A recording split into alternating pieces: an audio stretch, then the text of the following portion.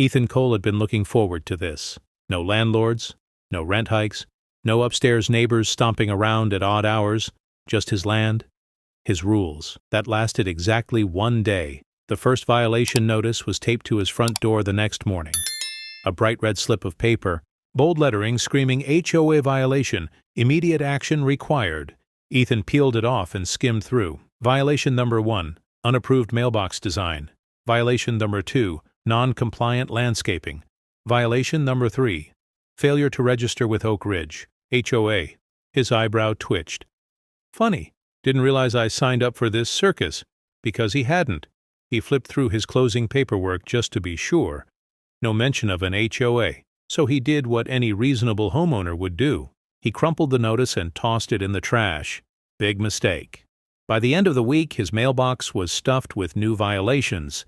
$250 for an unauthorized exterior color, $500 for failing to submit a landscaping plan, $1,000 for willful defiance of community standards.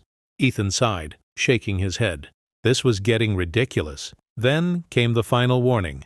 A thick envelope, fancy letterhead, and one sentence that made his jaw tighten. Failure to comply will result in further action, up to and including forced compliance. Forced compliance. Now, that was interesting. The next morning, Ethan was halfway through his coffee when he spotted something. A figure standing at the end of his driveway. A woman. Sharp blazer, clipboard tucked under her arm like a weapon. Victoria Langston. She didn't wave. Didn't move. Just watched. Ethan set his coffee down. Here we go. He walked toward her, taking his time. See something you like?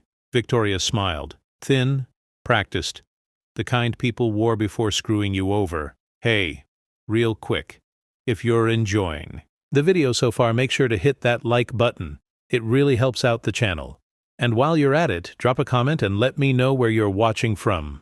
All right, let's keep going. Mr. Cole. I assume you've received our notices. Oh, I've received them. She nodded, like that was the correct answer.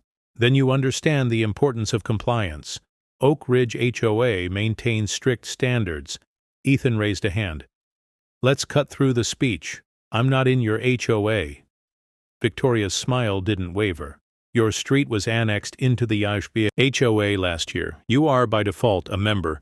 Ethan let out a short laugh. You can't just vote people into an HOA. She tilted her head. We already have. Something flickered in her eyes then. Not annoyance. Confidence. Like she had already won. Refusing to comply, she said, won't end well for you. Ethan studied her for a long moment, then he took a slow step forward. That a threat? Victoria smiled again and walked away. Ethan watched her go, his jaw tightening. That should have been the end of it. It wasn't. Ethan Cole knew this game. It always started small. Little pressure, little intimidation. Just enough to make you feel watched. At first it was just the violation notices. A mountain of red envelopes piling up in his mailbox like junk mail. He ignored them. Then came the damage. The first time, he thought it was a coincidence. His mailbox, smashed in, bent at an angle like someone had taken a bat to it. The second time, he was less convinced. His tires. 4 slashes, clean, professional. Someone knew what they were doing. The third time, he had no doubt. His power cut out at 2:30 a.m. sharp. Not the whole street. Just his house. He stood in his darkened living room, watching the street through the slats of his blinds. The Oak Ridge HOA didn't just want his money. They wanted him scared. It wasn't paranoia. Not when he had proof. The next morning, he stepped out with his coffee and saw them. 2 men standing in his driveway. They wore matching reflective vests. One held a clipboard. The other had a measuring tape stretched out across his lawn. Ethan took his time walking over. Morning, gentlemen. Something I can help you with? The clipboard guy barely glanced up. Routine compliance check. Ethan nodded. Slowly. You work for the city? The man smirked. HOA Compliance Division. Ethan exhaled through his nose. Get off my property. Now the guy looked up. Really looked. And something flickered behind his eyes. He hesitated. Then smirked again. But it was thinner this time. Not according to HOA records. That was it. That was the moment Ethan made his decision. No more waiting. No more ignoring it. They thought they could push him around. They had no idea who they were dealing with. Victoria Langston showed up that afternoon, same crisp blazer, same clipboard like a weapon. She strutted into his driveway like she owned it, eyes flicking over the damaged mailbox, the slashed tires. Ethan leaned against his truck, arms crossed, waiting. She smiled. "We need to talk." "No, Victoria, we really don't." She let out a light, breathy laugh. "Fake. You're making this harder than it needs to be, Ethan. You were voted in. This is a community, and communities have rules." Ethan scoffed. "A community? Lady, I haven't met a single neighbor who actually talks to me." Victoria's smile never wavered. "That's because they know better." The words were soft, casual, but they hit like a brick. Ethan let the silence stretch, let her think he was processing the threat. Then he nodded toward the curb. "Get off my driveway." Victoria tilted her head, watching him like he was a particularly dumb dog. Then she sighed, brushing invisible dust off her sleeve. "You're not the first to resist, you know." Ethan's jaw flexed. "And what happened to them?" Her smile widened. "They moved." That night, Ethan started digging. City records, property transfers, legal disputes. And what he found made his blood run cold. The last 5 homeowners on his street had all sold within 2 years. All to buyers connected to the HOA forced out, through harassment, fines, property damage. They weren't running a homeowners association, they were running a takeover. And Ethan Cole? He was next, or at least that's what they thought. The envelope was thicker this time, not the flimsy red violations he'd been tossing in the trash. This one was white, official-looking, the kind designed to make people nervous before they even opened it. Ethan Cole turned it over in his hands, brow furrowing at the bold lettering. Notice of arrest. Failure to comply with HOA regulations. He exhaled through his nose, tearing it open. Inside was a printed warrant. At least it was supposed to look like one. By order of the Oak Ridge Homeowners Association, this document serves as a formal notice of legal action against Ethan Cole for continued failure to comply with community standards. Due to repeated violations, an arrest warrant has been issued. Immediate surrender is required to avoid further legal penalties. At the bottom, one name, one signature. Victoria Langston, HOA President. Ethan stared at it for a second, then he laughed, not a chuckle. A real full-bodied laugh. Because this was insane. An HOA-issued arrest warrant? No court seal, no judge's signature, no agency listed? Victoria actually thought she could bluff him with this. That was almost impressive. But it also meant something worse. She wasn't just bluffing anymore. She was escalating.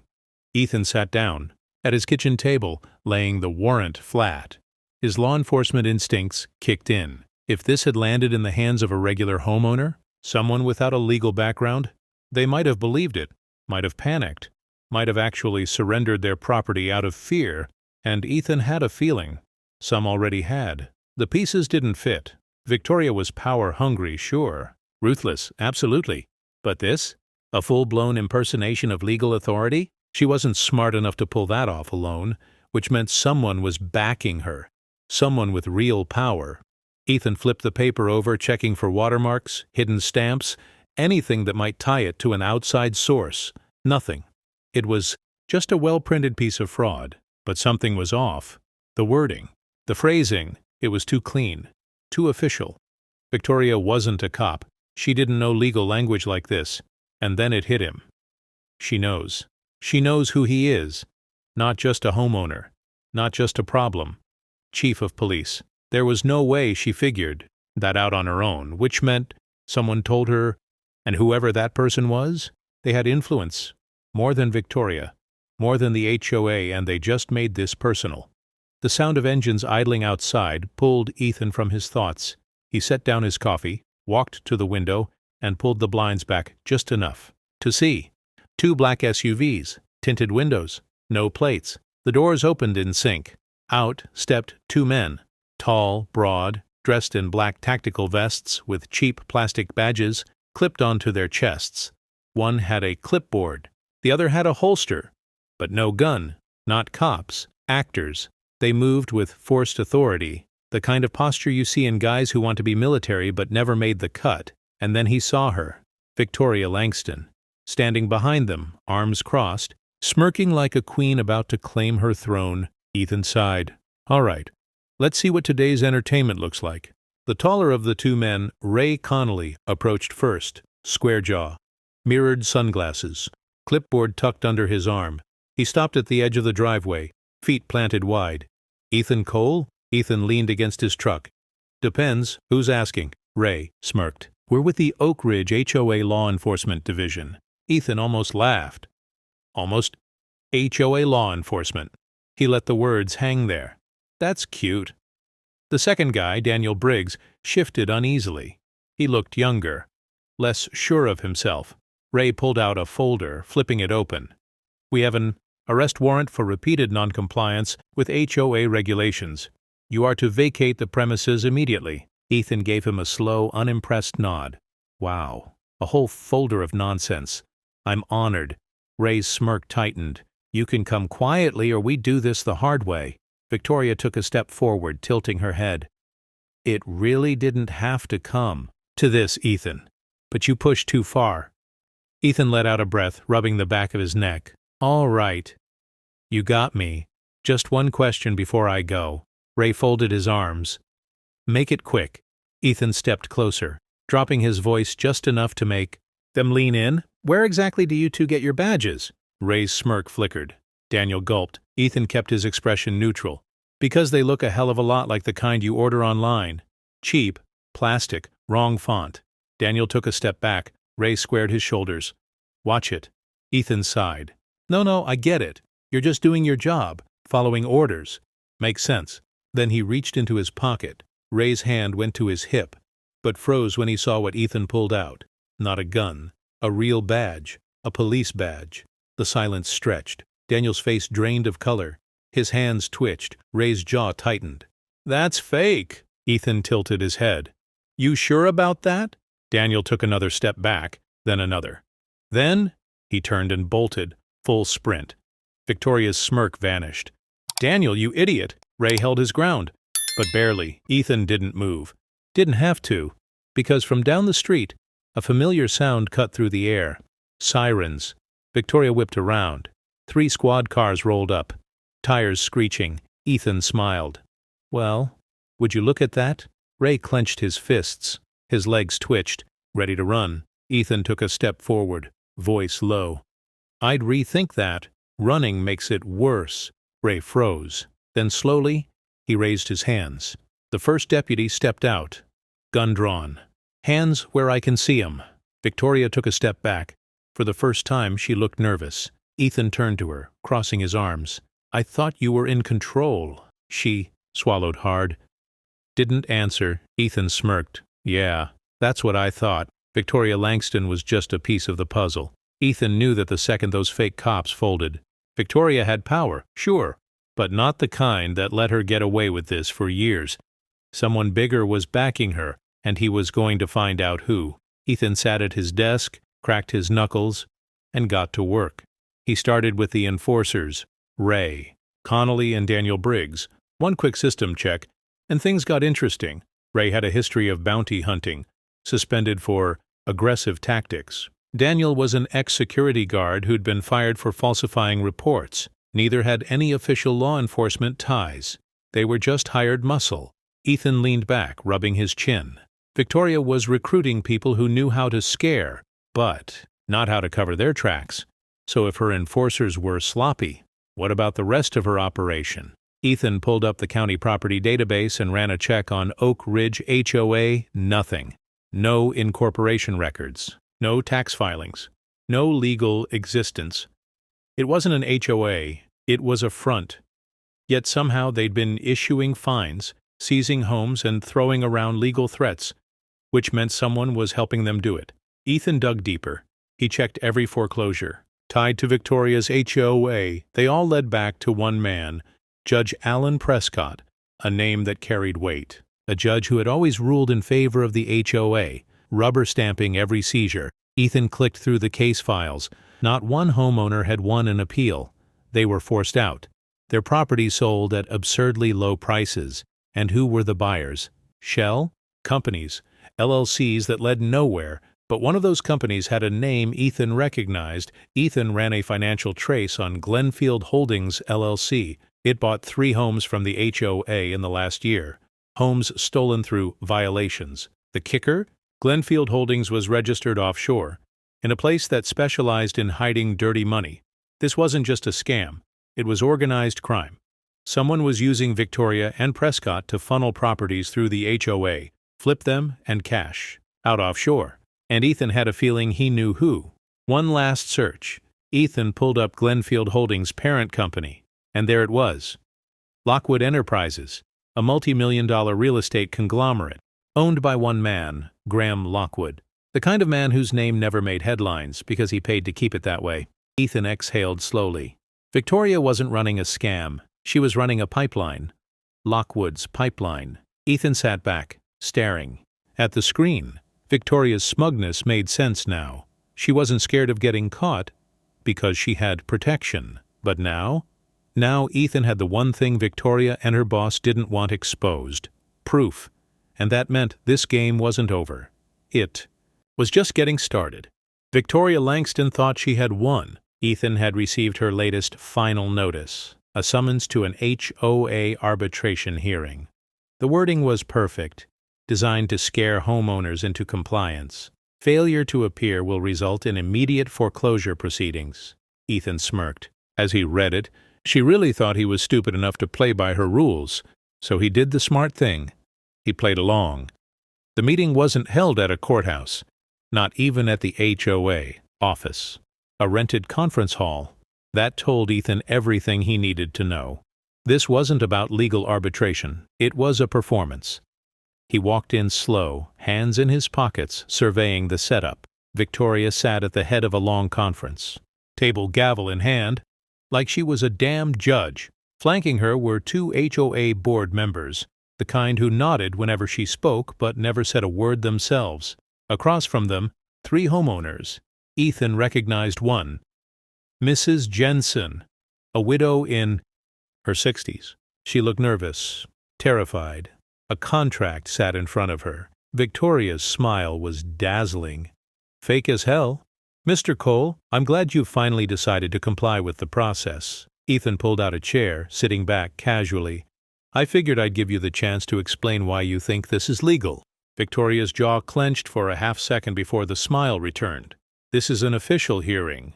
The HOA has ruled against you. You can either sign the agreement and pay the fines, she gestured to a stack of contracts, or we begin foreclosure proceedings. Ethan leaned forward. You know what? You're right. It's probably best I don't fight it.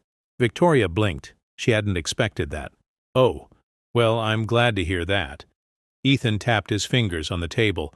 Just one thing. Before I sign, he turned, glancing at the doors. When exactly are your officers supposed to arrive? Victoria's smile twitched. The room went silent. Ethan sighed. Because, see, I was under the impression this was a legal proceeding. And yet, the cops who were supposed to show up, he checked his watch, should have been here 5 minutes ago. The first siren blared outside, then another. Victoria's face drained of color.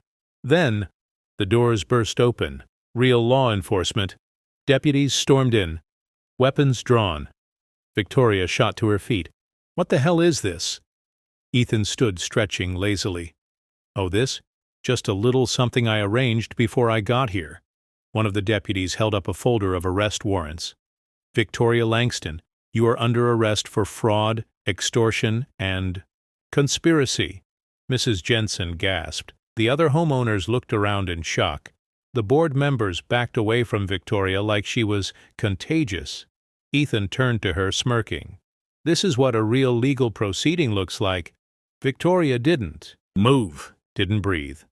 Then she did something Ethan hadn't expected. She smiled, a slow, dangerous smile, and whispered, You have no idea what you've just done. Ethan's smirk faded. Because for the first time, he believed her. Victoria Langston was cornered. She knew it. The officers had her surrounded. Handcuffs ready. Warrant in hand. But somehow, She still had that damn smirk. "You have no idea what you're doing." Ethan leaned against the table, arms crossed. "Yeah? Pretty sure I do." Victoria turned to the officers. "This is illegal. I have legal immunity." A deputy scoffed. "That's adorable." She spun back to Ethan. "This is entrapment. You set me up." Ethan's smile was slow. "I did, and it worked," Victoria snapped. "I am the HOA." Her voice echoed off the conference hall walls. Homeowners flinched. The board members shrank back. For the first time, she looked unhinged. The power she had wielded so effortlessly, gone in seconds. Margot Whitmore, the HOA treasurer, had been quiet the entire time. Too quiet. Then she finally spoke. "Victoria, stop." Victoria turned, eyes narrowing. "What?" Margot swallowed hard, then looked at Ethan. "I need to talk." Ethan gestured to a chair. "By all means." Margot sat, hands shaking as she reached into her purse. She pulled out a USB drive. "Everything is on here. Every transaction, every offshore account, every fraudulent foreclosure." Victoria's face went pale. Margot turned to her. "You think you own this HOA? You were just the face, the enforcer. You don't even know how deep this goes."